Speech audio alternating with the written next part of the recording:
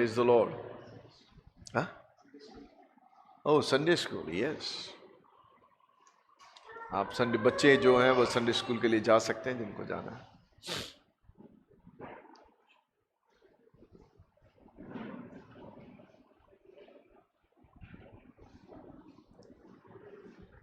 Amen. Hallelujah. Praise the name of the Lord. Thank you, Jesus.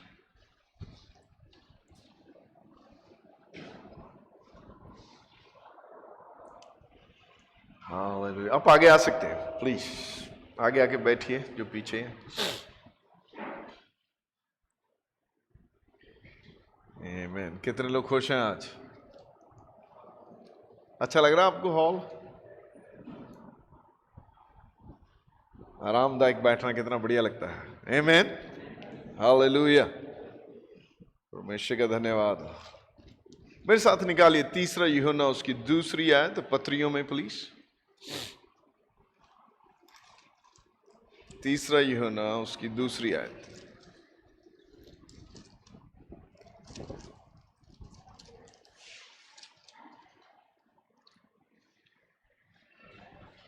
Hallelujah. Thank you, Lord Jesus.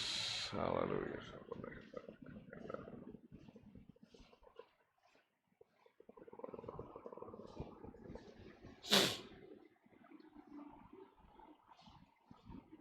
निकाल लिया आपने? तीसरा यूहन्ना दूसरी आयत. यहां पे लिखा है, हे प्रियो, मेरी यह प्रार्थना है कि जैसे तू आत्मिक उन्नति कर रहा है वैसे ही तू सब बातों में उन्नति करे और भला चंगा रहे. पवित्र आत्मा ने यह बात यूहन्ना के द्वारा हम तक पहुंचाई और उसने अपनी इच्छा को जाहिर किया. परमेश्वर की इच्छा क्या है? उसने अपनी इच्छा को यहां पर हम पर जाहिर किया और लिखा कि हे प्रिय, मेरी यह प्रार्थना है. अगर यह परमेश्वर की इच्छा नहीं होती यह प्रार्थना तो यह बाइबल में नहीं लिखी जाती, क्योंकि बहुत सी प्रार्थनाएं हैं जो लोग करते हैं और वह जरूरी नहीं कि वह परमेश्वर की इच्छाएं हों. आप समझ रहे हैं बात? बहुत बार ऐसी प्रार्थनाएं भी होती हैं जो परमेश्वर की इच्छा नहीं होती.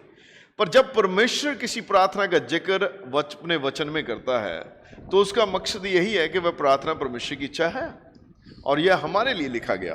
और लिखा है कि हे प्रिय, मेरी यह प्रार्थना है कि जैसे तू आत्मिक उन्नति कर रहा है वैसे ही तू सब बातों में उन्नति करे. अगर आप अगली आयत पढ़ते हैं तो आप जानते हैं कि ये लोग आत्मिक उन्नति कर रहे थे. आप तीसरी आयत में पढ़िए, वहां पे लिखा है, क्योंकि जब भाइयों ने आकर जो तेरे उस सत्य की गवाही दी जिस पर तू सचमुच चलता है तो मैं बहुत ही आनंदित हुआ. ये लोग, यह कलीसिया आत्मिक उन्नति कर रही थी क्योंकि वह सत्य पर चल रही थी. और उसने कहा कि मुझे बहुत खुशी हुई, मैं आनंदित हुआ कि जब भाइयों ने आकर तुम्हारे विषय में बताया कि तुम कैसे सत्य पर चलते हो. सिर्फ यह कहना कि मैं बहुत आत्मिक हूं, प्रभु मेरी प्रार्थनाएं सुनता है, या मैं बहुत प्रार्थना करता हूं, मैं बहुत बाइबल पढ़ता हूं, इसका अर्थ कतई यह नहीं है कि आप आत्मिक उन्नति कर रहे हैं. आप चाहे सेवकाई में भी हो. मैं आपको बाइबल से बहुत उदाहरण दे सकता हूं जो लोग बाइबल में सेवकाई में थे पर फिर भी वह परमेश्वर को नहीं जानते थे. पहला शमूएल 2 अध्याय में लिखा है कि एली के पुत्र जो मंदिर में सेवकाई किया करते थे, वह याजक के बेटे थे, वह सेवकाई करते थे. बाइबल में लिखा है कि वह पर यहोवा को नहीं जानते थे, वह लुच्चे थे. कम ऑन, सेवकाई करने वालों के विषय में बाइबल में जिक्र है. लोग ऐसे हो सकते हैं. आप सेवकाई में होकर भी, प्रभु में होकर भी, जरूरी नहीं कि हम सत्य पर चलें, लेकिन जब आप सत्य पर चलते हैं तो यूहन्ना कहता है मैं इस बात से बहुत आनंदित हूं. और ये किसी भी आत्मिक अगुए को, किसी भी पासवान को यह बात खुश करती है जब लोग सत्य पर चलते हैं, जब लोग आत्मिक रीति से तरक्की करते हैं. आप समझ रहे हैं बात? आप समझ रहे हैं बात? किसी का भी मन, जब कोई चर्च के सदस्य, जब मसीही लोग, जब वह सत्य पर नहीं चलते, वह आत्मिक रूप से नहीं बढ़ते, तो कोई भी आत्मिक अगुआ जो रियल, जो सच में जो अगुए हैं, जो पासवान हैं, उनका हृदय आनंदित नहीं होता, उनका मन दुखी होता है. परमेश्वर का भी मन दुखी होता है वैसे ही. आप समझ रहे हैं? पर यहां पर पौलुस कहता, यूहन्ना कहता है कि मैं इस बात से आनंदित हूं। पर आप देखिए कि 2 आयत में क्या कहता है, कहता हे प्रिय, अब उसकी इच्छा क्या है कि जैसे तू आत्मिक उन्नति कर रहा है वैसे ही तू सब बातों में उन्नति करे और भला चंगा रहे। क्या लिखा है? सब बातों में उन्नति करे। परमेश्वर सिर्फ इसी बात में इंटरेस्टेड नहीं है कि आप सिर्फ और आत्मिक उन्नति करें, पर यह नंबर 1 प्रायोरिटी है, यह पहली प्राथमिकता है, यह पहल है। हमारे जीवन की सबसे बड़ी इच्छा यही होनी चाहिए कि हम आत्मिक उन्नति करें। आमीन। उसने कहा जैसे तू आत्मिक उन्नति कर रहा है, जैसे, अगर आप आत्मिक रूप से बढ़ते हैं तो परमेश्वर की यह भी इच्छा है कि आप बाकी बातों में भी उन्नति करें, बाकी बातों में भी प्रॉस्पर करें, और साथ साथ भले चंगे भी रहें, तंदुरुस्त भी रहें। कई बार दोनों में से एक हो सकता है। कई बार लोगों के पास पैसा हो सकता है और भले चंगे ना रहें, हो सकता है भले चंगे हो और पैसा ना हो। पर परमेश्वर की इच्छा है कि हम तीनों क्षेत्र में बढ़े। परमेश्वर आपके और मेरे चंगाई या हमारी भौतिक उन्नति के विरोध में नहीं है। वह चाहता है कि हम फाइनेंशियल तरक्की करें। अगर आप बाइबल उठा के देखते हैं तो बाइबल में कोई भी कैरेक्टर ऐसा नहीं है जो प्रभु के साथ चला हो और गरीब हो। No one.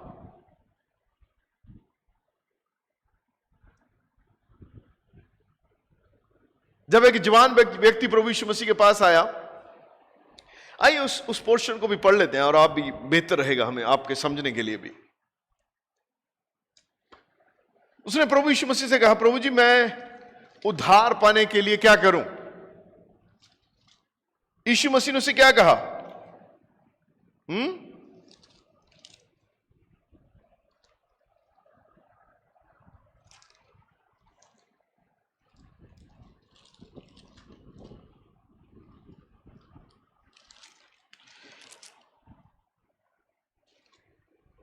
क्या कहा प्रभु यीशु मसीह ने उसे, जवान व्यक्ति को?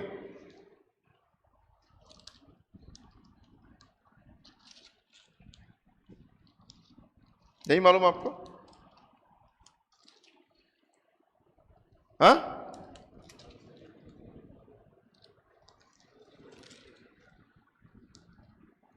क्या कहा?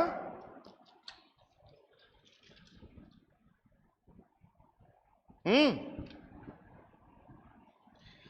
19 अध्याय।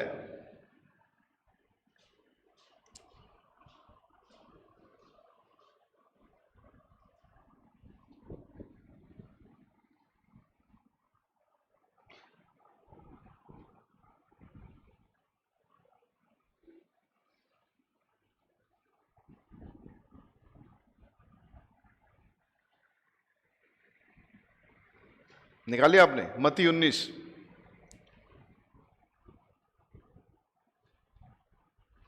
16। एक मनुष्य यीशु के पास आया और उससे कहा, हे गुरु मैं कौन सा भला काम करूं कि अनंत जीवन पाऊं? प्रभु यीशु मसीह ने उससे कहा, तू मुझसे भलाई के विषय में क्या पूछता है? भला तो एक ही है, पर यदि तू जीवन में प्रवेश करना चाहता है तो आज्ञा को माना कर। उसने उससे कहा, कौन सी आज्ञाएं? यीशु ने कहा, यह है कि हत्या न करना, व्यभिचार न करना, चोरी न करना, झूठी गवाही न देना, अपने पिता और अपने माता का आदर करना और अपने पड़ोसी से अपने समान प्रेम रखना। उस जवान ने उससे कहा, इन सब बातों को मैंने माना है, अब मुझ में किस बात की घटी है? वो बोलता, प्रभु जी मैं 10 आज्ञा मानता हूं। अगर आप देखें तो यह व्यक्ति व्यवस्था के अनुसार बहुत बढ़िया था। इसके पास कैरेक्टर था, ना ये चोरी करता था, ना व्यभिचार करता था, ना झूठी गवाही देता था, अपने माता पिता का आदर भी करता था और शायद अपने पड़ोसी से अपने समान प्रेम भी करता था। कहता, प्रभु मैंने इन बातों को बचपन से माना है। प्रभु यीशु मसीह ने यह नहीं कहा कि तूने नहीं माना है। उत्तर देखिए उनका। यीशु ने उससे कहा, यदि तू सिद्ध होना चाहता है तो जा अपना माल बेचकर कंगालों को बांट दे और तुझे स्वर्ग में धन मिलेगा, और आकर मेरे पीछे हो ले। परंतु यह बात वह जवान यह बात सुनकर उदास होकर चला गया क्योंकि वह बहुत धनी था। कई बार लोग इस वचन को लेकर सोचते हैं कि अगर आपके पास बहुत धन है तो आप स्वर्ग में प्रवेश नहीं कर सकते। ऐसा नहीं है। इस व्यक्ति की एक प्रॉब्लम थी, उसको अपने धन से प्रेम था। और बाइबल में लिखा है कि आप परमेश्वर और मनुष्य दोनों को एक साथ सेवा नहीं कर सकते। आप एक के विरोध में रहोगे, एक की सेवा करोगे। तो इस व्यक्ति की यह समस्या थी। इसके पास यह समस्या थी, लेकिन चेलों को इस बात से झटका लगा। वो भी आपकी और मेरी तरह ही थे। वो नहीं समझे कि है यार, प्रभु तेरे पीछे चलने से पैसे नहीं रखना चाहिए, अमीर नहीं होना चाहिए, कंगाल होना चाहिए। क्योंकि चेलों को व्यवस्था का मालूम था, उन्होंने तो व्यवस्था पढ़ी थी, उनको मालूम है कि व्यवस्था में आशीष है। परमेश्वर के पीछे चलने वाला कभी गरीब नहीं था, क्योंकि चेले यहूदियों में से थे और उन्हें व्यवस्था का मालूम था। और उन्हें झटका लगा इस बात से, क्योंकि उन्हें यह बात समझ में नहीं आई शुरू में। लेकिन प्रभु ने उन्हें एक्सप्लेन किया। तब यीशु ने अपने चेलों से कहा, मैं तुमसे सच कहता हूं, धनवान का स्वर्ग के राज्य में प्रवेश करना कठिन है। तुम में से फिर कहता हूं, परमेश्वर के राज्य में धनवान का प्रवेश करने से ऊंट का सुई के नाके में से निकल जाना सहज है। 25 है। यह सुनकर चेलों ने बहुत चकित होकर कहा, वे हिल गए कि प्रभु हमारा क्या होगा। इसका मतलब चेले गरीब नहीं थे।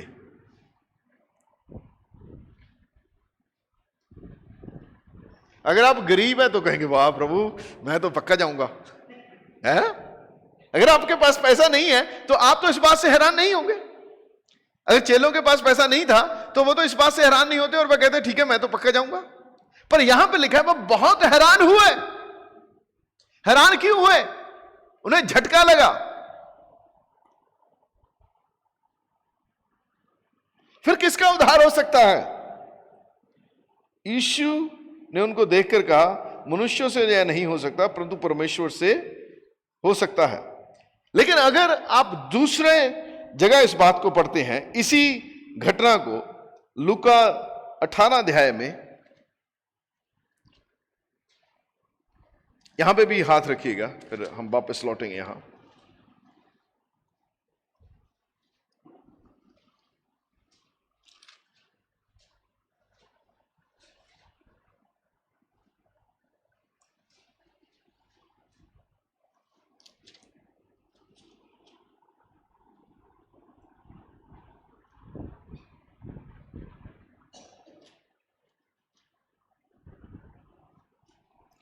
लूका 18 प्लीज, लूका 18 में भी पढ़े कोई,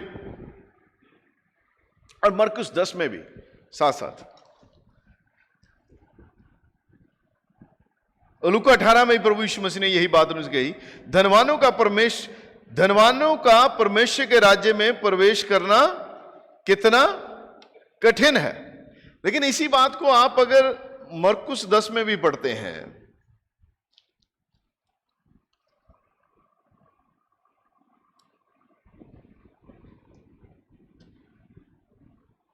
अब यहां पर 23 है, मरकुस 10 की 23,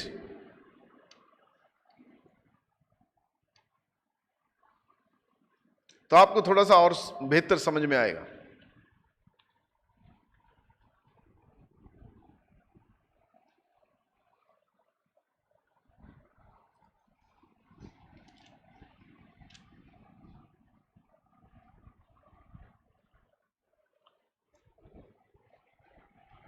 यीशु ने चारों ओर देखकर अपने चेलों से कहा, धनवानों का परमेश्वर के राज्य में प्रवेश करना कैसा कठिन है। अगर आप आगे देखते हैं, चेलों ने उसकी बातों से अचंभित हुए। इस पर यीशु ने फिर उनसे कहा, हे बालकों जो धन पर भरोसा रखते हैं।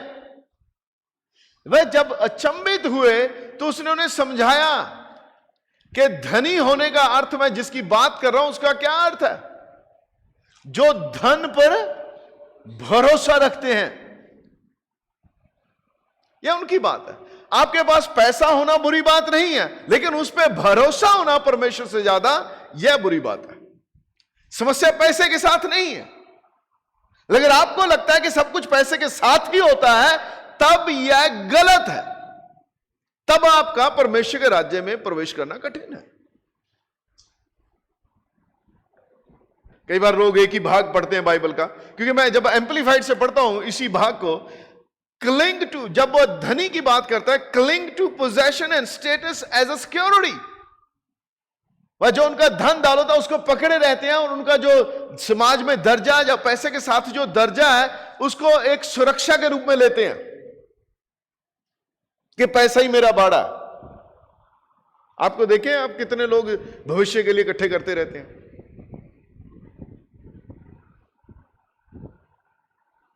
आपको यह भी घटना याद है जब एक व्यक्ति ने कहा कि उसके पास बहुत सी फसल हुई, उसने कहा बारियां तोड़ के बड़ी बना लो। अब फिर अपने आप को कहा, अब मेरी जान, अपने प्राणों को कहा कि अब तू आराम कर, ऐश कर, खा पी, कुछ नहीं होने वाला। पर उसने कहा, है मूर्ख, तेरा प्राण तुझसे आज ही ले लिया जाएगा। उसकी सिक्योरिटी किस में थी? अपने पैसे में, अपने धन में, अपनी दौलत में। वह उसमें जो सुरक्षा आप चाहते हैं, उसमें जो सुरक्षा लोग मांगते हैं कि पैसे के साथ ही सब कुछ है, आप पैसे के साथ सब कुछ खरीद सकते हैं, ये कर सकते हैं, वो कर सकते हैं, यह बात उसकी करता है। और इस जवान धनी व्यक्ति की समस्या यही थी। लेकिन जब प्रभु यीशु मसीह को चेलों ने यह बात कही, आप वापस मत्ती में भी आ सकते हैं,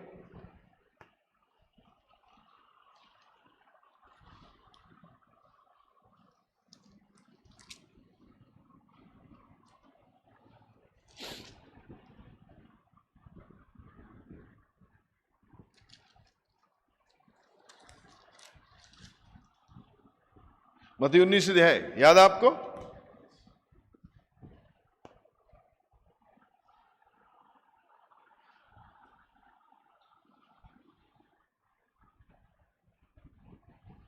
सताईस शायद।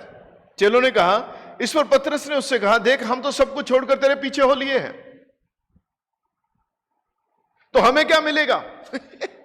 Right question. पतरस कई बार ज्यादा बोलता था, सबसे ज्यादा तेजी से बोलता था, लेकिन आपको मालूम है उसके कई बार बोलने के द्वारा हमें कुछ सवालों के उत्तर मिले, शायद हमें उत्तर नहीं मिलता। और इस बात को कहना कि मुझे क्या मिलेगा कोई बुरी बात नहीं है। आप कहीं जॉब करने जाते हैं तो आप पूछते हैं कि मुझे कितना पैसा मिलेगा, ऑफर लेटर देते हैं आपको सैलरी के लिए, आप सहमत होते हैं तो करते हैं, नहीं तो करते नहीं करते। तो पतरस ने भी यही कहा कि हम तो सब कुछ छेड़कर तेरे पीछे हो लिए, हमें क्या मिलेगा? कितने लोग आप में से जानते हैं कि यीशु मसीह बढ़िया स्वामी है, बढ़िया बॉस है, वह शैतान नहीं है, वह चोरी नहीं करता है। आमीन, आमीन। और पतरस ने कहा, प्रभु हमें क्या मिलेगा? देख हम तो सब कुछ छोड़कर तेरे पीछे हो लिए हैं। यीशु ने उनसे कहा, एक से नहीं उनसे, मतलब यह उत्तर सबके लिए था। सारे चेले अचंभित हुए थे, सब उसके पीछे चले थे। अगर उनके लिए तो आपके लिए और मेरे लिए भी है। उनसे कहा, मैं तुमसे सच कहता हूं कि नई सृष्टि में जब मनुष्य का पुत्र अपनी महिमा के सिंहासन पर बैठेगा, तो तुम भी जो मेरे पीछे हो लिए हो 12 सिंहासन पर बैठकर इस्राएल के 12 गोत्रों का न्याय करोगे, अनंतता के लिए राज्य करेंगे उसके साथ। यह बहुत बड़ी बात है। जब आप सबको छोड़कर यीशु मसीह के पीछे हो लेते हैं तो पहली बात अनंतता है। यीशु मसीह ने सबसे पहली बात आत्मिक कही, अनंतता के लिए राज्य करेंगे। और जिस किसी ने ना, इस बात को ध्यान दीजिए, जिस भी किसी ने, वह हम में से कोई भी हो सकता है, कोई भी और कितने भी, एक नहीं, लिमिट नहीं है। जिस किसी ने घरों या भाइयों या बहनों या पिता या माता या बाल बच्चों को या खेतों को मेरे नाम के लिए छोड़ दिया, उसको 100 गुना मिलेगा और वह अनंत जीवन का अधिकारी होगा। हालेलुया। जब आप पहला कदम आत्मिक लेते हैं तो उसके बाद ये चीजें भी आती हैं। उसने कहा 100 गुना।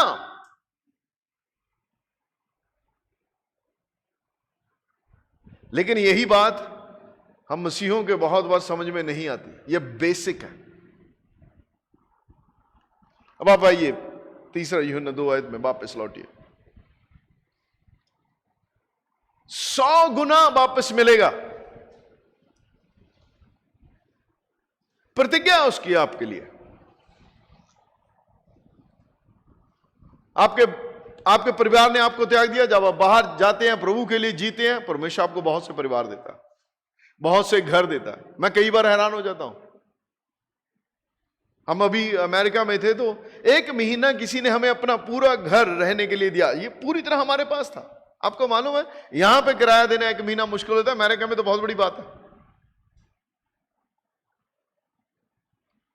अपने घरों में लोग ऐसे लेते हैं जैसे हम उनके हैं, वो ऐसे ही बोलते हैं ये आपका घर है, जैसा आप चाहिए वैसे जिए। आप समझ रहे हैं? ऐसा नहीं है कि मेरे पास 100 घर होंगे, एक यहां पे एक वहां पे, ऐसी इसका अर्थ कतई है नहीं है। इसका अर्थ यह है कि जब आप उसके पीछे चलते हैं, जब आप बातों को उसके लिए छोड़ते हैं, तो जहां कहीं जाओ वो आपको परिवार भी देगा, आपको घर भी देगा, आपको बहन भाई भी देगा, आपको लोग ऐसे लोग देगा जो माता पिता की तरह आपकी परवाह करेंगे, ऐसे लोग देगा जो बहन भाई की तरह आपको परवाह करेंगे, ऐसे लोग देगा जो बच्चों की तरह आपको परवाह करेंगे। आमीन। ये तरक्की नहीं है, ये उन्नति नहीं है कि आप कहीं भी चले जाइए, किसी भी देश में चले जाइए, आपके लिए कोई ना कोई होगा। और मुझे मालूम है आज हम किसी भी कॉन्टिनेंटल में चले जाएं, कोई ना कोई जानता होगा, कोई ना कोई द्वार खुला है। चाहे मैं इंग्लैंड चले जाऊं, चाहे ऑस्ट्रेलिया चले जाऊं, किसी और कंट्री में चले जाऊं, अमेरिका में चले जाऊं, मिडिल ईस्ट में चला जाऊं,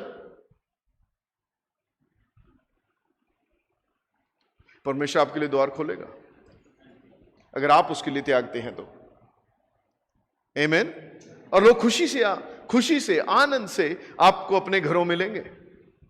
पर यह बात आत्मिक उन्नति के बिना नहीं है। हे प्रिय, जैसे तू आत्मिक उन्नति करता है, वैसे ही परमेश्वर कहता है मैं चाहता हूं कि तू सब बातों में उन्नति करे और भला चंगा रहे।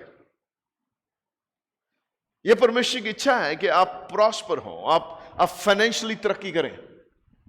पर फाइनेंशियली तरक्की जो है, पैसे जो आर्थिक तरक्की है, इसके लिए कुछ नियम है। बाइबल में लिखा है गलतियों 3 उसकी 13 और 14 आयत में कि मसीह जो हमारे लिए शाप बना, हमें मोल लेकर व्यवस्था के शाप से छुड़ा लिया। क्योंकि लिखा है जो कि काठ पर लटकाया जाता है वह शापित है। यह ऐसा इसलिए हुआ कि अब्राहम की आशीष मसीह यीशु के द्वारा हम अन्य जातियों तक पहुंचे और हम उस आत्मा को प्राप्त करें जिसकी विश्वास के द्वारा उस आत्मा को प्राप्त करें जिसकी प्रतिज्ञा हुई है। अब अब्राहम की आशीष क्या थी? उत्पत्ति 13 उसकी 2 आयत, ताकि हम अब्राहम की आशीष को पाएं। पढ़िए 13:2, उत्पत्ति 13 उसकी 2 आयत।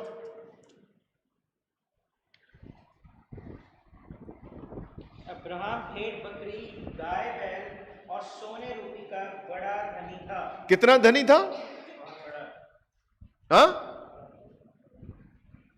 गाय बैल भेड़ बकरी सोने रुपए का बड़ा धनी था। उस समय गाय बैल का मेन बिजनेस गाय बैल ही हुआ करते थे, या सोने के सिक्के चांदी के सिक्के हुए करते जिनसे लेन देन होता था।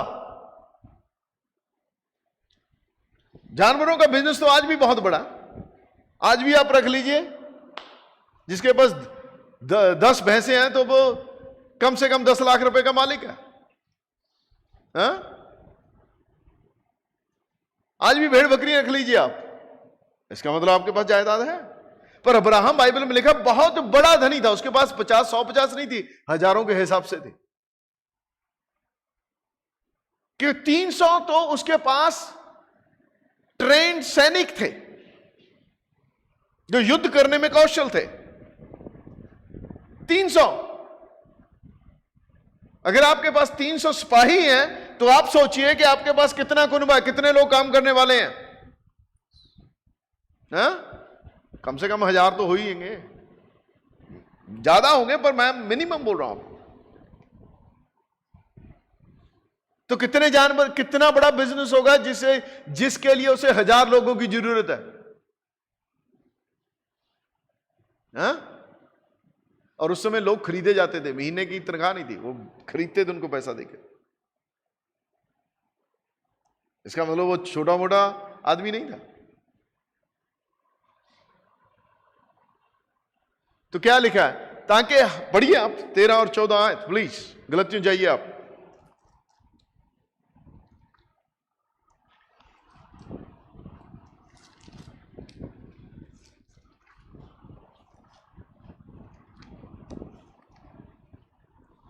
गलतियों 3 अध्याय उसकी 13 और 14 आयत पढ़िए। मसीह ने जो हमारे श्रापित बना हमें मोल लेकर व्यवस्था के श्राप से छुड़ाया। मसीह ने जो हमारे लिए श्रापित बना हमें मोल लेकर व्यवस्था के श्राप से छुड़ाया। कौन सा श्राप था व्यवस्था का? उत्पत्ति में जब परमेश्वर ने, पहला श्राप का जिक्र उत्पत्ति में हुआ, जब परमेश्वर ने कहा आदम और हवा को, जिस दिन तुम इस भले बुरे के वृक्ष के ज्ञान का फल खाओगे उस दिन तुम अवश्य मर जाओगे। वह पहला श्राप था। और मरना उस दिन, जिस दिन आदम ने फल खाया उस दिन वह पूरी तरह से जीना बंद नहीं हो गया। उसका मरने का उस दिन अर्थ था कि वह आत्मिक रूप से मर गया, परमेश्वर से जुदा हो गया। वह आत्मिक मृत्यु है। बाइबल लगभग कई प्रकार की मृत्यु है, पर बाइबल लगभग 3 प्रकार की मौत की बात करती है। आत्मिक मौत, शारीरिक मौत, जो पहला कुरिन्थियों 15 अध्याय उसकी 26 आयत में लिखा है। शारीरिक मौत जो आखिरी शत्रु है वो भी पांव के नीचे ले लिया जाएगा। और आत्मिक मौत जो पहली मौत है वह, उसका अर्थ है परमेश्वर से जुदा होना। शारीरिक मौत जो हमारा आत्मा हमारे शरीर से जुदा होता है और हमारा आत्मा फिर हमारे अनंतता के घर को जाता है, चाहे वह नरक हो चाहे वह स्वर्ग हो। उसको आप स्टोरी को पढ़ सकते हैं लूका उसका 19 अध्याय में जाके, 16 अध्याय में, सॉरी, धनी और राजरस के विषय में। वो दोनों मरने के बाद एक पीड़ा के स्थान में गया, एक अब्राहम की गोद में, एक अनंतता में गया। दोनों अनंतता में गए, एक आराम के स्थान में, एक पीड़ा के स्थान में।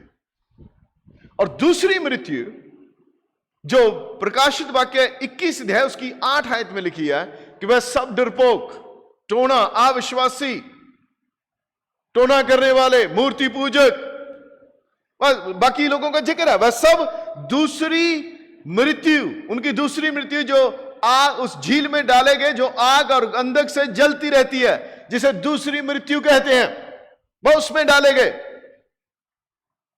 नरक रियल प्लेस है। जैसे धरती वास्तविक है, स्वर्ग वैसा ही वास्तविक है और नरक भी वैसा ही वास्तविक है। वह स्थान है, वह कल्पना नहीं है, वह कोई कल्पना नहीं है, वह रियल प्लेस है। तो वहां पे जाना है लोगों को। और जो फैसला हम यहां लेते हैं वही फैसला हमारा निर्धारित करता है कि हम कहां जाएंगे। आमीन। तो यह पहला श्राप था, आत्मिक मौत, परमेश्वर से जुदा हो जाना। और दूसरा श्राप, अगर आप व्यवस्था विवरण 28 में जाते हैं, व्यवस्था विवरण 28,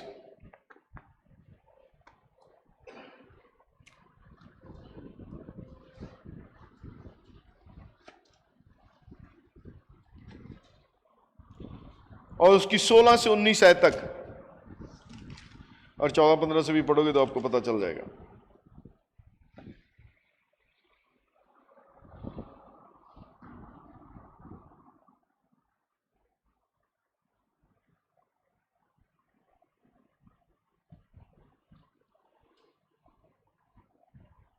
पर इससे पहले आप पढ़िए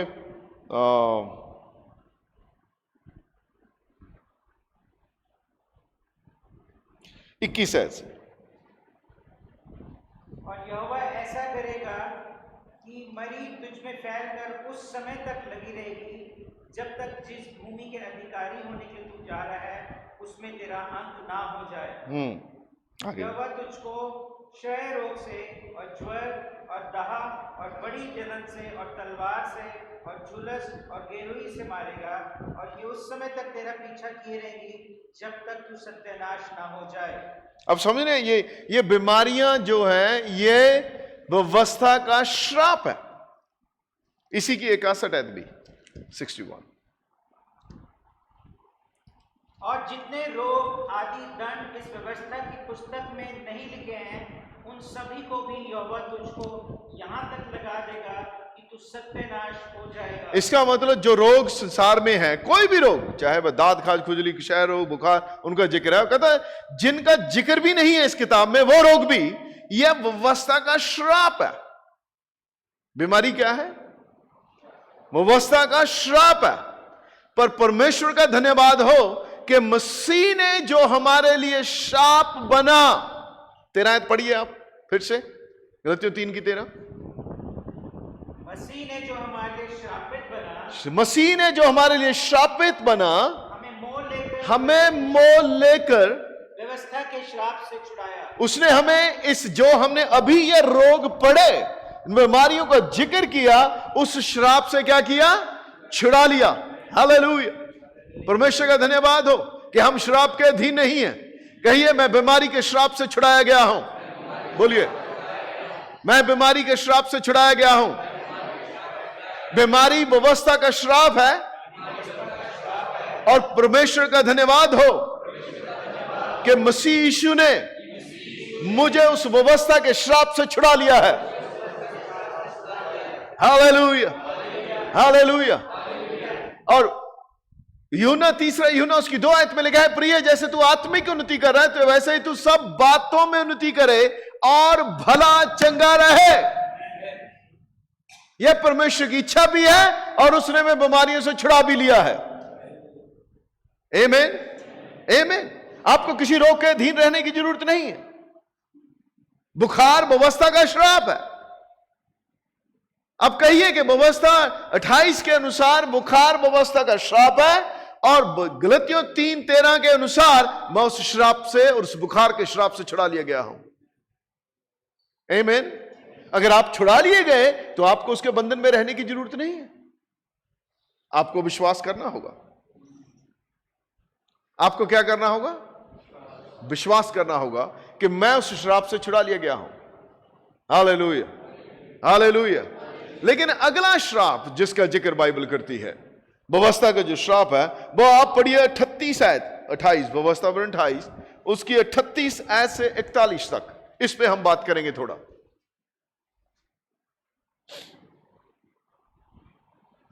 तू खेत में बीज तो बहुत सा ले जाएगा, परंतु उपज थोड़ी ही बटोरेगा, क्योंकि टिड्डियां उसे खा जाएंगी।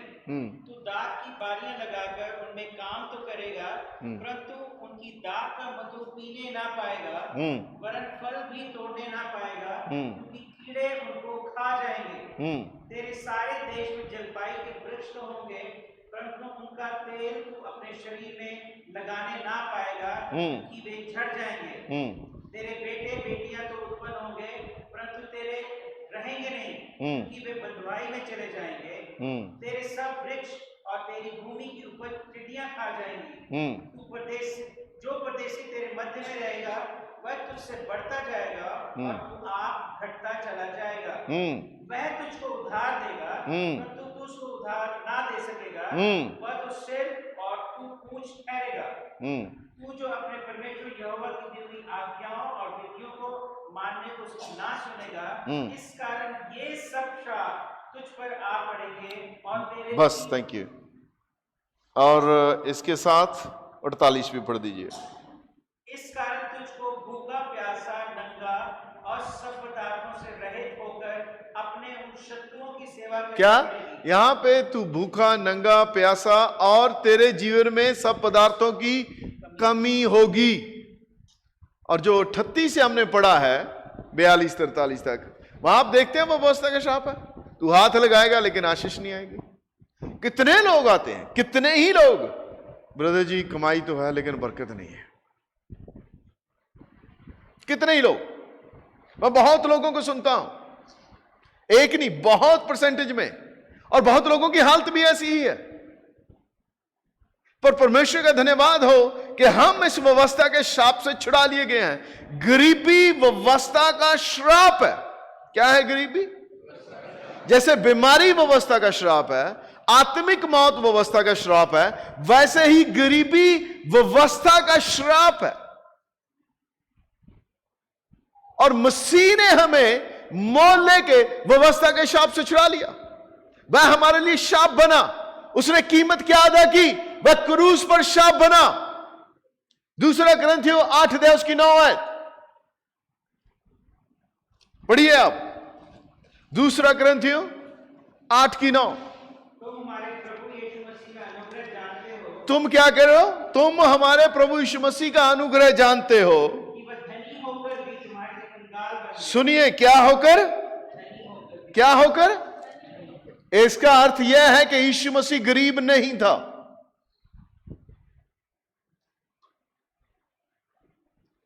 यीशु मसीह गरीब नहीं था। बहुत बार लोगों को लोग मूवी बनाते हैं, उसमें दिखाते हैं उसके फटे हुए कपड़े डाले हुए, पर बाइबल कुछ और बोलती है कि वह धनी होकर भी, आपको मालूम है जब प्रभु यीशु मसीह धरती पर चले तो उनको किसी बात की घटी नहीं थी। लूका 8 अध्याय उसकी 2 आयत पढ़िए मेरे साथ, पढ़े ब्रदर धीरज। 8 की 2। और वे बाहर उसके साथ थे, और कितनी स्त्रियां भी जो दुष्टात्माओं से और बीमारियों से छुड़ाई गई थी, और वे ये है मरियम जो मगदलीनी कहलाती थी, जिसमें वो 7 दुष्टात्माएं निकली थी, और हेरोदेस के भंडारी खोजा की पत्नी योआना और सुसन्ना और बहुत सी और स्त्रियां, ये तो अपनी संपत्ति से उसकी सेवा करती थी। ये लोग अपनी संपत्ति से अपना पैसा लाकर यीशु मसीह की सेवकाई में देते थे,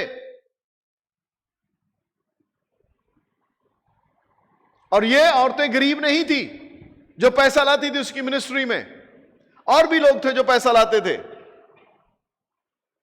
यीशु मसीह किसी रीति से गरीब नहीं था, उसके पास 12 लोगों की टीम थी, उनको पेमेंट करता था वो। 12 लोगों के उनके परिवार थे, सुक्के चने चबा के नहीं जीते थे वो। यूहन्ना 4 अध्याय में अगर आप उस स्टोरी को पढ़ते हैं, पढ़िए आप, जब यीशु मसीह थका मांदा कुएं के किनारे, उस सामरी कुएं, वहां पे उस कुएं के पास बैठा जो याकूब का कहलाता था, तो वहां पर लिखा है कि चेले बाजार में भोजन मोल लेने को गए थे। बढ़िए ब्रदर। 8वें, क्योंकि उसके चेले तो नगर में भोजन मोल लेने को गए थे। क्या लेने गए थे? क्या मांगने, भीख मांगने गए थे घरों में कि गुरु आया है, खाना दो, रोटी डाल दो हमें कुछ, क्योंकि यह रीति रिवाज मसीह का नहीं है। हालेलुया। क्योंकि वह गरीब नहीं है। गुरु जी आए हैं, डालो खाना। उसके चेले भोजन मोल लेने गए थे, और मोल भोजन बिना पैसे के नहीं आता है। दुकान पे खड़े हुए बोलिए कि हम भोजन मोल लेने हैं, बोलेंगे पैसे दो। हाँ? इसका मतलब उनके पास पैसे थे। फिर जब 5000 4000 की भीड़ को रोटी खिलाने की बात करता है, 5000, तब उसने कहा इनको खाना दो। प्रभु यीशु मसीह ने कहा अपने चेलों से लोगों को खाना दो। उन्होंने कहा प्रभु जी हम इनको खाना कहां से देंगे? 200 दिनार की भी रोटी पूरी नहीं होगी। 200 दिनार आप जानते हैं? हाँ? एक दिन की मजदूरी कितनी है? नॉर्मल मजदूरी की बात कर रहा हूं मैं, 500 रुपया। तो ये 200 दिन की मजदूरी थी। 30 दिन का 15,000 होता है। अब हिसाब लगा लो आप।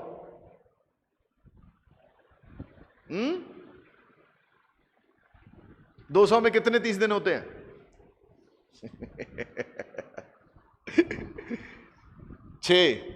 6.2। हाँ?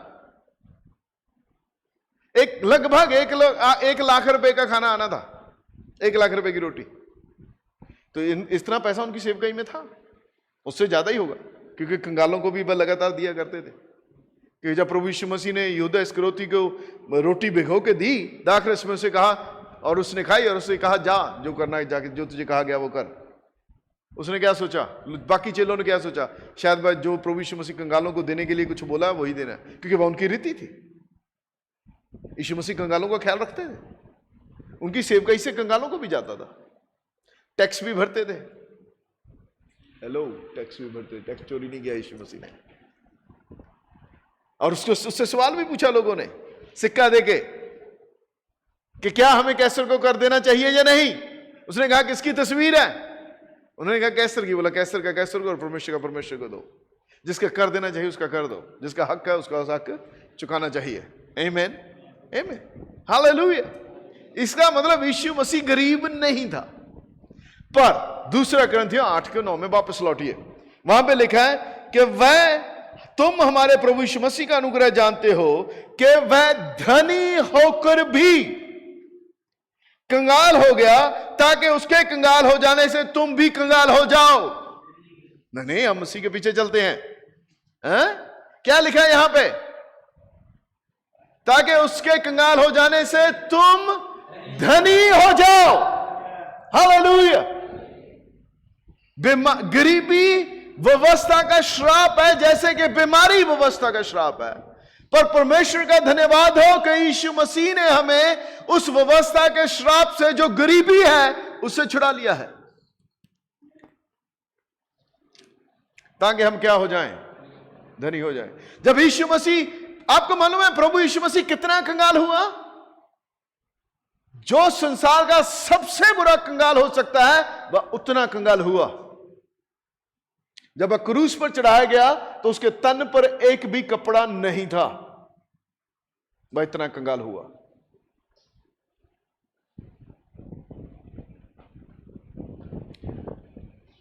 पर परमेश्वर का धन्यवाद हो, वह इसलिए कंगाल हुआ ताकि हम धनी हो जाएं, ताकि हम कपड़े पहन लें।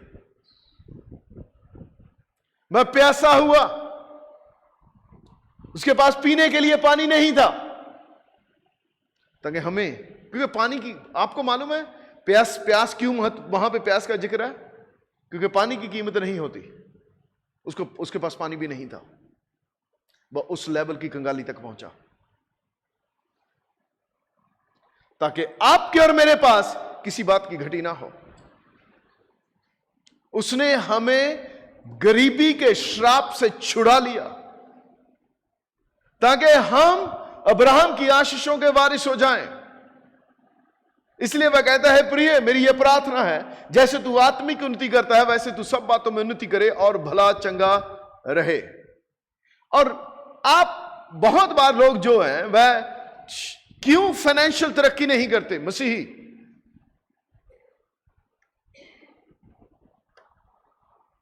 क्यों? उसके बहुत रीजन है, एक रीजन नहीं है।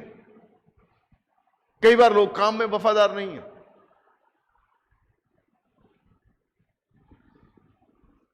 कलुसियों की किताब निकालिए आप मेरे साथ।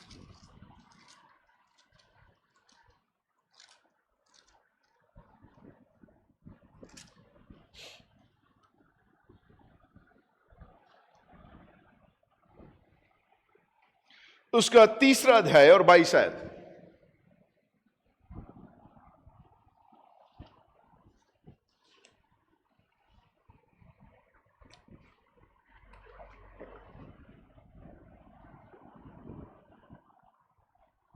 तीसरा अध्याय 22 आयत। हे सेवको, जो शरीर के अनुसार तुम्हारे स्वामी हैं, सब बातों में उनकी आज्ञा का पालन करो।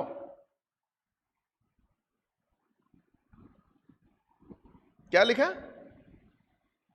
क्या लिखा यहां पे?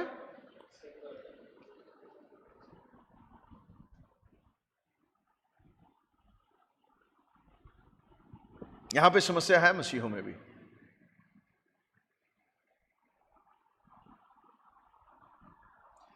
सब बातों में उनकी आज्ञा का पालन करो, मनुष्यों को प्रसन्न करने वालों के सामने समान दिखाने के लिए नहीं, परंतु मन की सिधाई और परमेश्वर के भय से जो कुछ तुम करते हो तन मन से करो, और यह समझ कर के मनुष्यों के लिए नहीं परंतु प्रभु के लिए करते हो।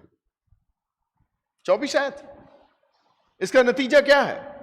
क्योंकि तुम जानते हो कि तुम्हें इसके बदले प्रभु से मिरास मिलेगी, तुम प्रभु मसीह की सेवा करते हो। अगर आप कहीं जॉब भी करते हैं तो उसको भी कहता है ऐसे समझ के करो कि आप प्रभु की सेवा करते हो, मनुष्यों को दिखाने के लिए नहीं। इंग्लिश में लिखा है not for the I service, कि जब आपके बॉस ने आपको देख लिया तब आप काम करते हैं, जब वो नहीं देखता तब आप काम नहीं करते। पर आपको एक बॉस लगातार देख रहा, उसको आप भूल जाते हैं, उसकी आंख आप पर लगी रहती है। और अगर आप अपने बॉस को दिखाने के लिए काम करते हैं फिजिकली, तो आपका बॉस जो आपको कर सकता है वही करेगा आपके लिए। लेकिन अगर आप सेवा उसको दिखाने के लिए नौकरी करते हैं, तब आपका प्रतिफल वहां से आएगा। यही वहां पे लिखा है। मैं इस बात को अच्छी रीति से जानता हूं, क्योंकि मैंने काम किया है, मैंने सेकुलर जॉब की है। और जब आप अपने दिल से काम करते हैं और उस काम को ऑन करके काम करते हैं कि मेरा काम है, मुझे करना है, आप उसकी पूरी सरदर्दी आपके मालिक की तरह लेते हैं, तब आप पे आशीष आती है। और मैंने काम किया है, जहां भी मैंने काम किया उस काम को ऐसे समझ के किया कि ये मेरा है, इसमें कोई नुकसान नहीं होना चाहिए। और उससे प्रभु ने मुझ पे आज भरोसा किया है अपना काम देकर। अगर तुम पराई चीज में वफादार हो तो तुम्हें अपनी दी जाएगी। अगर तुम पराये में वफादार नहीं तो अपनी भी कोई तुम्हें नहीं देगा। हम किराए के घर में रहते थे और लोग हमें बोलते थे, यार ये तो किराए का घर है, इतना ध्यान तुम इसका क्यों रखते हो? अगर तुम पराये में वफादार नहीं तो तुम्हें अपना कौन देगा?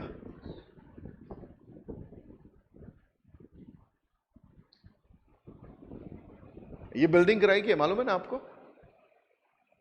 हम इसको कैसे रखते हैं? लोग हमें ऐसा बोलते हैं, अगर आप इसका ध्यान नहीं रखते तो ये बिल्डिंग खत्म हो जाती। जब तक हम यहां पर हैं हम इसका ध्यान रखेंगे। मैं आपको एक नियम बता रहा हूं, क्योंकि मेरी आशीष परमेश्वर की ओर से है। हमारा स्रोत प्रभु है, मनुष्य नहीं है। मैं अपनी आशीष को उसकी ओर से देखता हूं। और मसीहों में आत्मिक और फाइनेंशियल आशीष ना आने का कारण, यह एक बड़ा कारण है, वफादारी ना होना और काम को सही रीति से ना करना।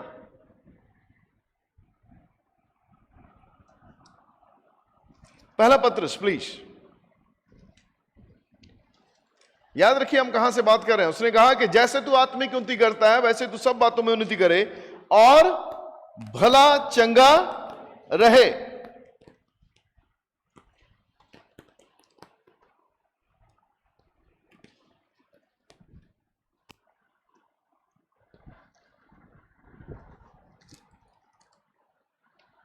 दूसरा अध्याय, पहला पत्रस दूसरा अध्याय।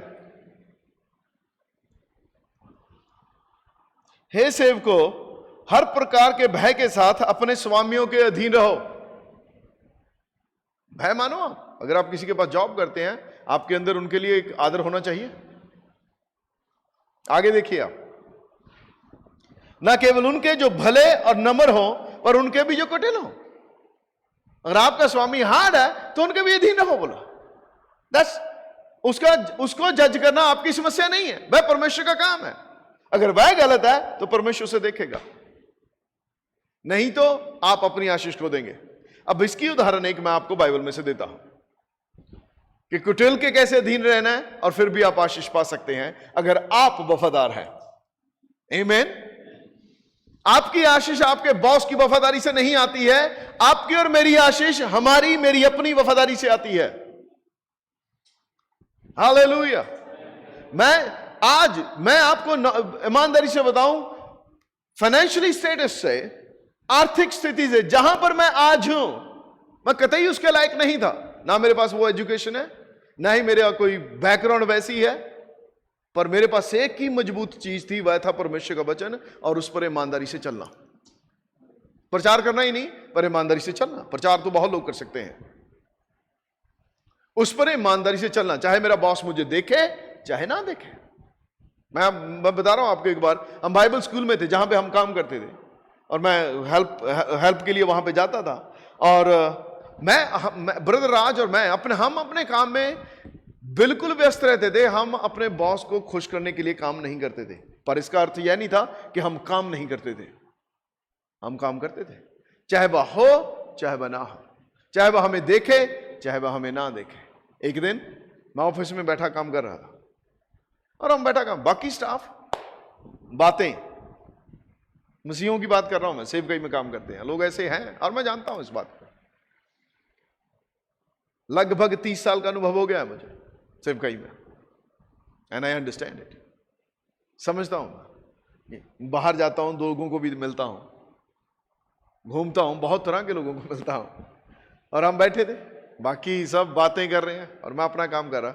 और जो ब्रदर सैम टेलर वो बॉस थे, वो आगे, जब वो आए सब खड़े हो गए, क्योंकि उनकी तो नजर दरवाजे पे लगी हुई थी, मेरी नजर मेरे काम पे थी और मैं खड़ा नहीं हुआ क्योंकि मुझे पता ही नहीं चला कि वो आए। क्या जरूरी है मुझे बताइए आप, खड़े होना या काम पूरा करना?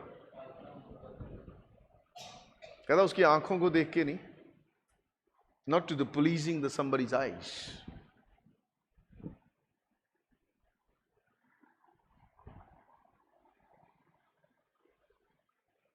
आपको मालूम है, अगर मान लीजिए आप काम नहीं करते, आप सिर्फ बॉस को दिखाने के लिए काम करते हैं, और आपका बॉस उस समय पहुंचे जब आप अपेक्षा भी ना करते हो और आप निकम्मे पाए जाओ। और कितनी बार हम रोज निकम्मे पाए जाते हैं यीशु मसीह की नजर में। और ब्रदर सैमुअल ने ये बात कही, बाकी स्टाफ उनका जब काम पूरा नहीं होता था, हमें एक तय दिन दिया जाता था कि इस दिन में हमें ये काम निपटाना है, और हम अपना काम तय दिन में निपटाते थे। हम अपना काम निपटाने के बाद दूसरों को भी मदद करते थे। लोग हमारी ओर देखते थे हमारी ओर देखते थे कि हम भी उनकी मदद करें। पता क्यों देखते थे? क्योंकि हम अपना काम निपटाते थे। पर वो आशीष किसकी थी? पर वो बॉस के सामने बहुत बढ़िया थे, वो बहुत ही। लेकिन आज मैं उन सबको देखता हूं, वह वहां कहीं नहीं है जहां पर हम हैं। इसलिए महिमा प्रभु को मिले, एक फल मिलता है, क्योंकि प्रभु जो आशीष देता है। और ब्रदर साहब ने एक बार बात बोली भी, हम लोग वहां पे नहीं थे, हम लोग वापस आए हुए थे, तो उन्होंने पीछे से स्टाफ मीटिंग में यह बात कही। जब स्टाफ ने कहा नहीं ये नहीं हुआ, हमसे नहीं हुआ, ये काम पूरा नहीं हुआ, तो उन्होंने कहा कि सुशील और राज कैसे कर लेते हैं, तुमसे नहीं होता।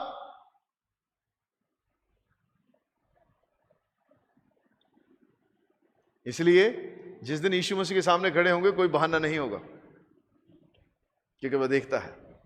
कहिए वह देखता है। आमीन।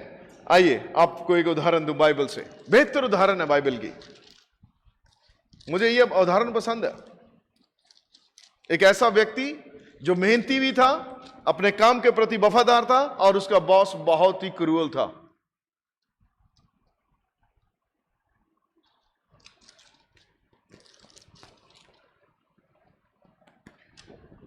ओके, उत्पत्ति 28 अध्याय। यहां पे याकूब अपने घर से निकलकर अपने मामा के घर जाता है, क्योंकि परमेश्वर ने उसे कहा था, उसके मां बाप ने उसे कहा था, और यह परमेश्वर की इच्छा थी। और मैं आपको बताऊं, मैं बिल्कुल अकेला और खाली था।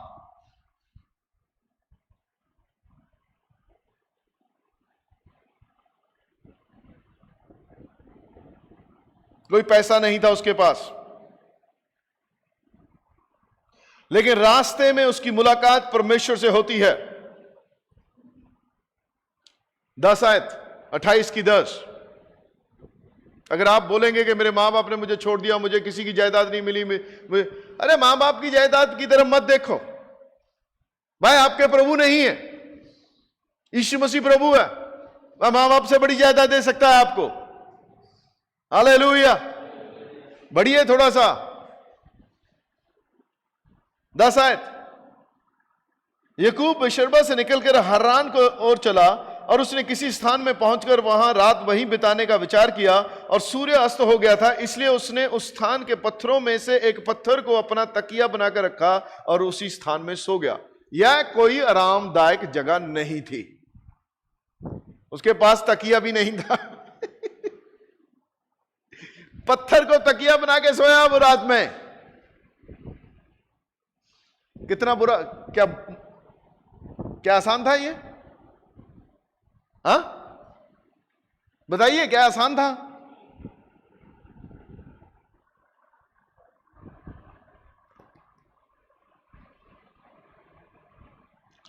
बारह आयत। तब उसने स्वप्न में क्या देखा? एक सीढ़ी पृथ्वी पर खड़ी है और उसका सिर स्वर्ग तक पहुंचा है, और परमेश्वर के दूत उस पर से चढ़ते उतरते हैं। जब आप परमेश्वर के साथ चलते हैं, चाहे वह, देखिए शारीरिक रूप से उसके लिए बहुत मुश्किल टाइम था, लेकिन परमेश्वर आत्मिक रूप से उसकी बढ़ोतरी हुई। उस दिन उसने एक स्वप्न देखा, उसने स्वर्ग देखा, एक सीढ़ी जो लगी हुई देखी स्वर्ग से और धरती से, और स्वर्गदूत ऊपर नीचे आते हैं। उसे एक पहला दर्शन हुआ। आगे देखिए और 13 आयत की तरफ चलिए। और यहोवा उसके ऊपर खड़ा होकर कहता है, मैं यहोवा तेरे दादा अब्राहम का परमेश्वर और इसहाक का भी परमेश्वर हूं। जिस भूमि में तू लेटा है उसे मैं तुझको और तेरे वंश को दूंगा। हालेलुया। सोचिए, अगर याकूब घर से निकला ही नहीं होता और इस जमीन पर लेटा नहीं होता तो वो भूमि की बात कभी नहीं होती।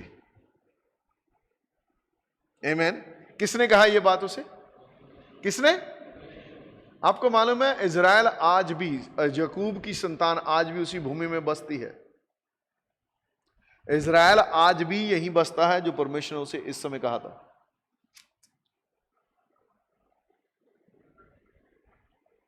हालेलुया। अगर कुछ बच्चों के लिए छोड़ के जाना है ना, तो आत्मिक जायदाद छोड़ना, क्योंकि आपका प्रभु के साथ चलना आपके बच्चों के लिए भी आशीष का कारण होगा।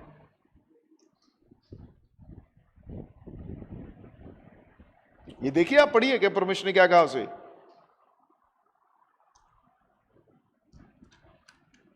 जिस भूमि पर तू लेटा उसे मैं तुझको और तेरे वंश को दूंगा, और तेरा वंश भूमि के धूल के किनकों के समान बहुत होगा, और पश्चिम पूर्व उत्तर दक्षिण चारों ओर फैलता जाएगा, और तेरे वंश के द्वारा पृथ्वी के सारे कुल आशीष पाएंगे।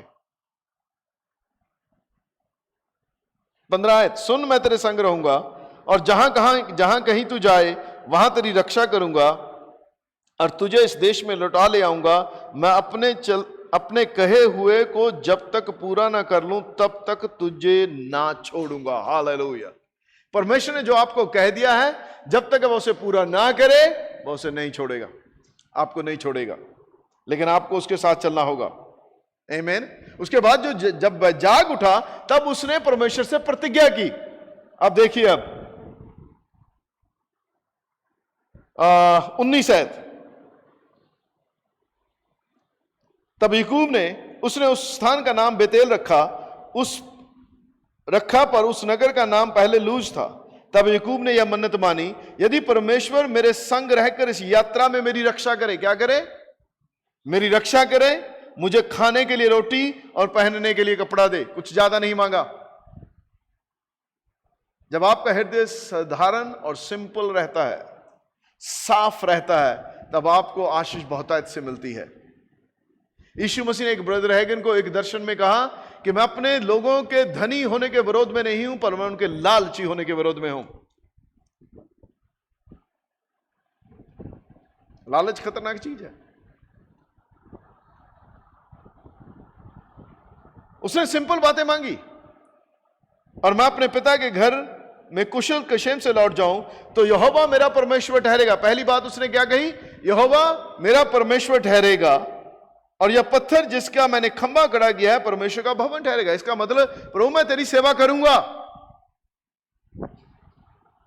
तीसरी बात, और जो कुछ तू मुझे दे उसका दसमांश मैं अवश्य ही तुझे दिया करूंगा। इसका मतलब, प्रभु तू मेरा प्रभु भी ठहरेगा, मैं तेरी सेवा भी करूंगा, और मैं अपने पैसे में भी तुझे शामिल करूंगा।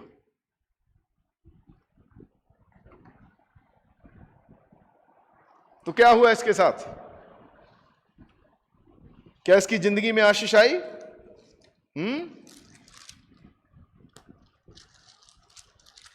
चलिए,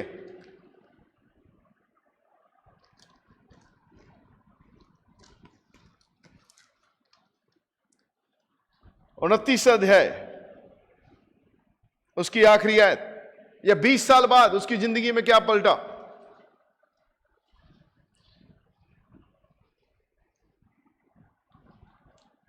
उनतीस की 43, सॉरी 30 अध्याय की 43 है, माफ कीजिए, 30 की 43।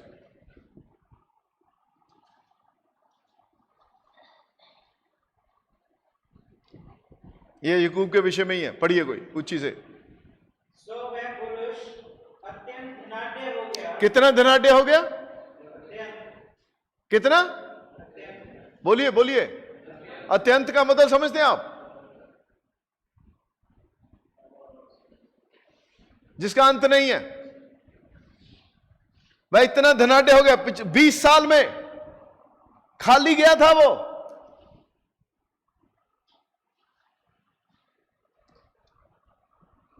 और उसके बहुत सी भेड़ बकरियां और दासियां और दास और ऊंट और गधे हो गए। इसका मतलब उसका भी बहुत बड़ा बिजनेस हो गया। उसका दादा बहुत अमीर था, उसका बाप बहुत अमीर था, लेकिन जब वह बाप के घर से निकले तब वह खाली था। नंबर एक, उसने परमेश्वर की आज्ञा मानी, अपने मां बाप का आदर किया। बाइबल में लिखा, यदि तू भले और अच्छे दिन देखना चाहता है और धरती पर बहुत दिन जीवित रहना चाहता है तो अपने मां बाप की आज्ञा का पालन कर, उनका आदर कर। लिखा है या नहीं? यह पहली आज्ञा है जिसके साथ प्रतिज्ञा भी है कि तेरा भला हो और तू धरती पर बहुत दिन। उसने अपने मां बाप की आज्ञा मानी थी, वह आज्ञा मान के वहां से निकला था, और वह आज्ञा हालांकि परमेश्वर की थी। वह 20 साल में बहुत धनी हो गया, लेकिन इसके पीछे और भी रहस्य है, इतने रहस्य नहीं है। लेकिन जब वह वहां से निकला तो प्रभु ने उसे कहा कि इस जगह को अब छोड़कर अपने पिता के घर में चला जा।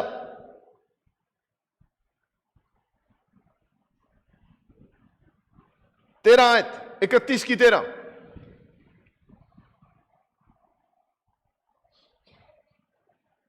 पढ़े कोई 31 की 13। मैं उस बेतेल का ईश्वर हूं जहां तूने खंभे पर तेल डाल दिया और मेरी मन्नत मानी थी। देखिए, परमेश्वर ने याद रखा, मैं वही ईश्वर हूं और जहां तूने खंभे पर तेल डालकर मेरे से मन्नत मानी थी। तूने कहा था कि प्रभु मैं ये करूंगा। आप हो सकता है भूल जाएं, पर परमेश्वर कभी नहीं भूलता है, वो आपको याद कराएगा। हाँ, अब चल इस देश से निकलकर अपनी जन्मभूमि को लौट जा। हालेलुया। टाइम आया जब परमेश्वर से कहा अब इस जगह को छोड़ दे, पर यह 20 साल बाद हुआ। 20 साल बाद परमेश्वर ने कहा अब लौट जा।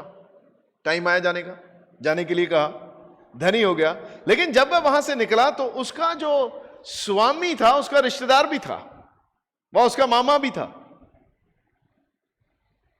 उसकी पत्नियों का पति भी था, बाप भी था।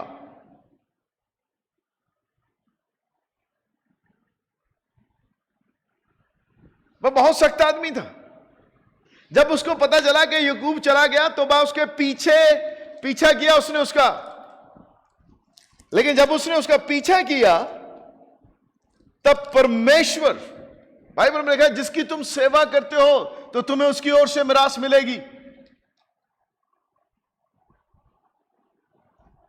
तब परमेश्वर ने रात में, जब उसका ससुर उसका पीछा करने गया, उसका बॉस उसका पीछा करने गया, रात में उसे एक स्वप्न दिया। 22 से पढ़ दीजिए 31 की ब्रदर, थोड़ा समझ में आ जाएगा। तीसरे दिन लाबान लबान जो उसका बॉस था याकूब का, ओके। तीसरे दिन लाबान को समाचार मिला कि याकूब आ गया है। तो उसने अपने भाइयों को साथ लेकर उसका 7 दिन तक पीछा किया और गिलाद की पहाड़ी देश में उसको जा पकड़ा। तब परमेश्वर ने, परंतु वहां पे लिखा परंतु परमेश्वर ने रात के स्वप्न में अरामी लाबान के पास आकर कहा, सावधान रह। हालेलुया। परमेश्वर याकूब की डिफेंस में खड़ा हो गया, आके कहता सावधान रह, याकूब से ना तो भला कहना और ना बुरा। हालेलुया। जब आप सही सेवा करते हैं, पर यह इसलिए नहीं हुआ कि याकूब ने सिर्फ काम किया वहां पे, प्रभु की आज्ञा मानी, वह अपने बॉस के प्रति भी बहुत वफादार था। इसकी घटना मैं आपको पढ़ के बताता हूं। फिर उसके बाद इसके बाद इनकी मुलाकात हुई। जब मुलाकात हुई तब क्या हुआ? तब याकूब ने यहां पर अपनी डिफेंस के विषय में अपने ससुर से बातें की। देखिए आप अपने बॉस से,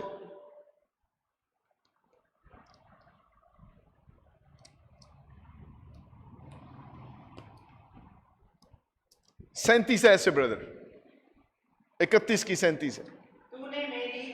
तूने जो मेरी सारी सामग्री को टटोल कर देखा ना, ये बात याकूब अपने बॉस से बोल रहा है, फॉर्मर बॉस से, जिसके पास से आया है भाई, ठीक है। तूने जो मेरी सारी सामग्री को टटोल कर देखा, तो तुझको सारी सामग्री में से क्या मिला? कुछ मिला हो तो उसको यहाँ अपने और मेरे भाइयों के सामने रख दे, और वे हम दोनों के बीच न्याय करें। वह उसका कुछ चोरी करके नहीं लेके आया था। आप समझ रहे हैं बात?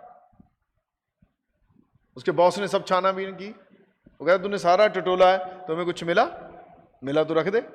आगे, इन 20 वर्षों में हाँ, मैं तेरे पास रहा। इन 20 वर्षों में कहता मैं तेरे पास रहा। उनमें ना तो तेरी भेड़ बकरियों के गर्भ गिरे और ना तेरे भेड़ों का मांस मैंने कभी खाया। आपने देखा, कहता मैंने ना तेरे किसी भी बिजनेस का कोई नुकसान होने नहीं दिया और तेरे बिजनेस से मैंने कोई फायदा नहीं उठाया। कहता मैंने मांस भी नहीं खाया। और ना ही उनके गर्भ गिरे। अब सोचिए कि याकूब कितनी बड़ी आशीष का कारण था, पर उसने बिल्कुल फायदा नहीं उठाया अपने बॉस का। आगे जिसे बिनैले जंतु ने फाड़ डाला, उसको मैं तेरे पास ना लाता था, उनकी हानि मैं ही उठाता था। वाव। चाहे दिन को चोरी जाता, चाहे रात को, तो मुझ ही से उसको ले लेता था। आप समझ रहे हैं काम की जिम्मेवारी। हे प्रिय, जैसे तू आत्मिक उन्नति करता है वैसे तू सब बातों में उन्नति करे। यह आत्मिक तरक्की थी याकूब की। जब नुकसान होता था उसके बिजनेस में, कोई जंगली जानवर आके खा जाता था, तो कहता मैं उसको तेरे पास नहीं लाता था, बल्कि उसकी हानि अपनी जेब से भरता था। क्यों भरता था? हाँ, क्योंकि याकूब जिम्मेवार था। ऐसा नहीं है कि ये तो जी अब कंपनी का माल था, मैं क्या करूं, उसी का तो काम कर रहा था, खराब हो गया, अब अपने आप देंगे ना।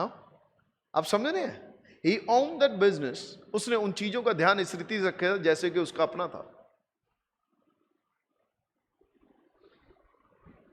उसकी हानि कहता मैं अपनी जेब से भरता था। आप उसका लेवल ऑफ जो उसका स्तर है उसके काम करने का, एथिक्स या नैतिकता थी, वह किस स्तर पे थी।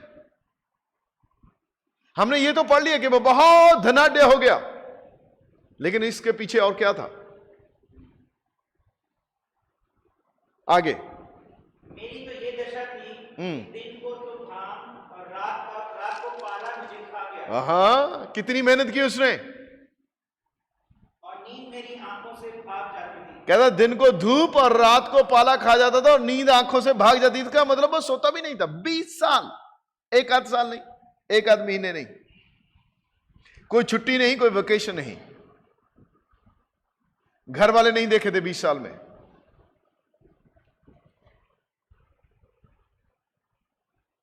आगे 20 वर्ष तक मैं तेरे घर में रहा।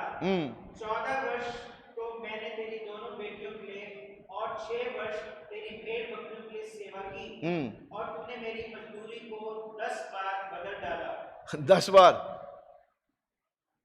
बार बदल डाला। इंक्रीमेंट नहीं दिया था उसने। उसने जो प्रॉमिस किया कि तुझे इतने पैसे मिलेंगे, उसको लगा ये ज्यादा है, फिर बदल दिया। आप सोचिए 20 साल में, एक्चुअली 6 साल में 10 बार बदल दी उसकी तनख्वाह। क्यों? क्योंकि याकूब को परमेश्वर आशीष देते जा रहा था और उसके बॉस को लग रहा है ये तो बहुत ज्यादा,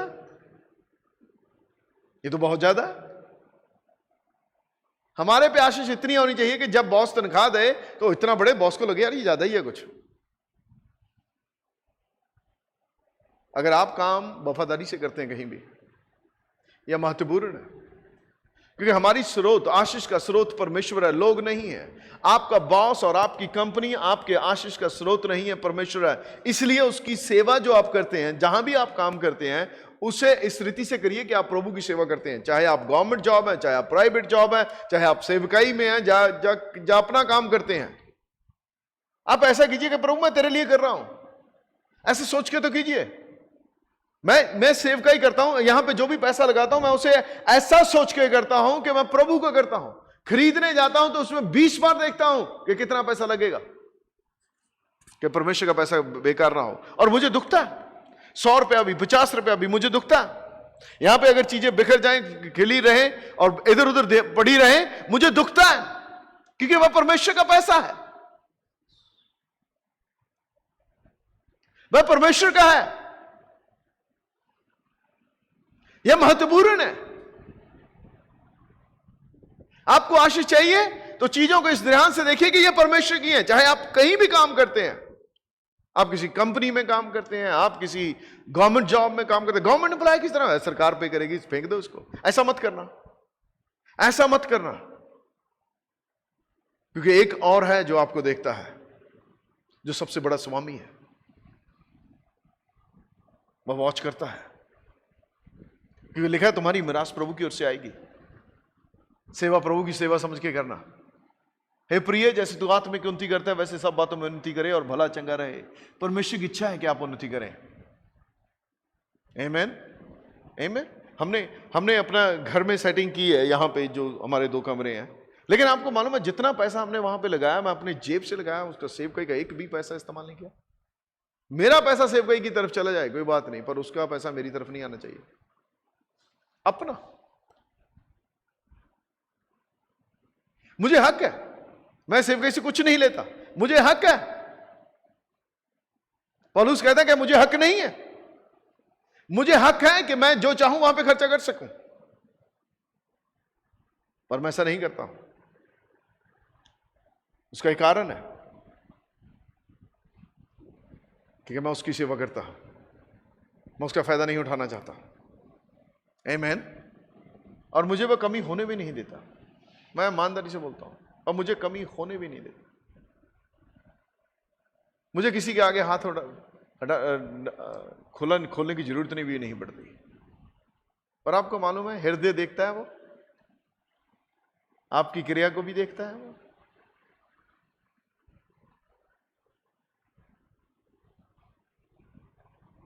आपकी क्रिया को भी देखता है। आमीन, आमीन, हालेलुया, प्रेज द लॉर्ड।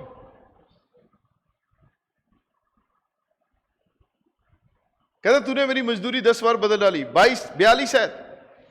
मेरे पिता का परमेश्वर अर्थात अब्राहम का परमेश्वर, जिसका भय इसहाक भी मानता है, यदि मेरी ओर ना होता। देखिए उसका बॉस कितना क्रूअल था। हमने पढ़ा पहला पत्रस में कि उनके ही स्वामियों के अधीन मत रहो जो नम्र हैं, जो भले हैं, पर उनके भी जो कुटिल हैं। इसका बॉस देखिए कितना कुटिल था। कहता यदि मेरा परमेश्वर मेरी ओर ना होता तो तू आज मुझे छूछे हाथ जाने देता। हमने क्या पढ़ा, वह बहुत धनाढ्य हो गया, वह उसका बॉस उससे सब कुछ छीन लेता। उसका बॉस इतना बुरा था,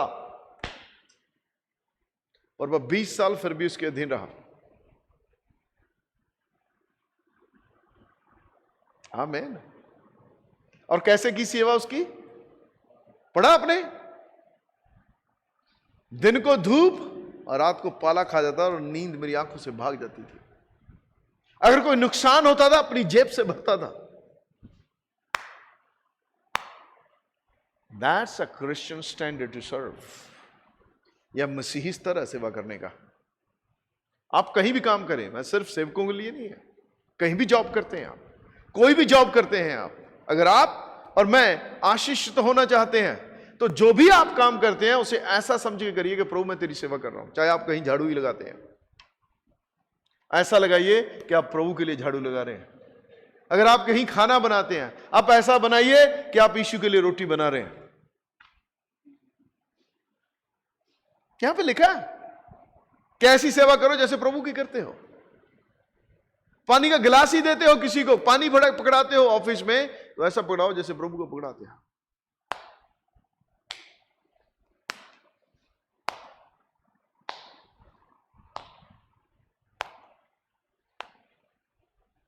तब आपकी आशीष को कोई छीन नहीं सकता, चाहे आपके लोग पीछे पड़ जाएं आशीष छीनने को। यहां पे परमेश्वर ने डांटा उसे, उसका बॉस उसकी आशीष छीनना चाहता था। आप सोचिए, परमेश्वर रात को आके खड़ा हुआ, बोला उसको छूना मत।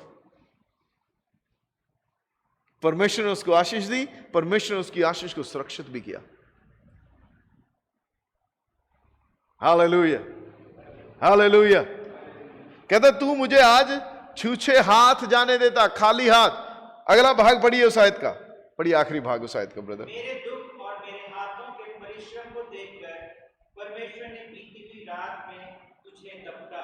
हिंदी में थोड़ा सा एक भाग नहीं है, यहां पे लिखा है परमेश्वर ने मेरे हाथों के काम और मेरे परिश्रम को देखकर बीती रात में तुझे डांटा है। पर जब आप NLTS बाइबल से पढ़ते हैं तो बहुत साफ है। यहां पर लिखा है God has seen your abuse and my hard work।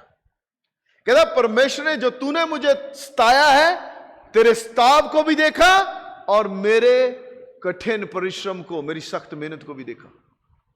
परमेश्वर दोनों कामों को देखता है। आपके बॉस को भी वॉच करता है कि वह आपके साथ कैसा ट्रीट करता है, और आपको भी वॉच करता है कि आप कैसे काम करते हैं।